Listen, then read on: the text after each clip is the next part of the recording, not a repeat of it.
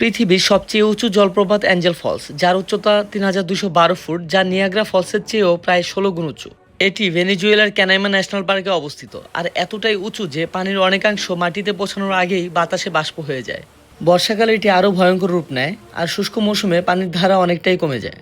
এই জলপ্রপাতের নামকরণ করা হয়েছে আমেরিকান পাইলট জিমি অ্যাঞ্জেলের নামে, যিনি 1933 সালে এক দুর্ঘটনাক্রমে এটি আবিষ্কার করেন। তিনি এই অঞ্চলে তার প্লেন নিয়ে অবতরণ করেছিলেন এবং পরে জলপ্রপাতটি বিশ্ববাসীর কাছে পরিচিত হয়। অ্যাঞ্জেল ফলসের পানি আসে আয়নটেবুই পর্বত থেকে, যা ভেনেজুয়েলার রহস্যময় টেবিল পর্বতগুলোর মধ্যে অন্যতম।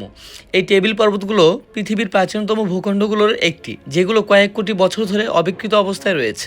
এই জলপ্রপাতের চারপাশে গভীর অরণ্য, মেঘে ঢাকা পাহাড় আর অসাধারণ বন্যপ্রাণীর আবাসস্থল। এখানে যেতে হলে প্লেন, নৌকা এবং ট্রেকিং সব মিলিয়ে একটা দুঃসাহসিক ভ্রমণের প্রয়োজন। আপনি যদি প্রকৃতি ভালোবাসেন, তাহলে অ্যাঞ্জেল ফলস আপনার জন্য দেখার মতো একটি জায়গা।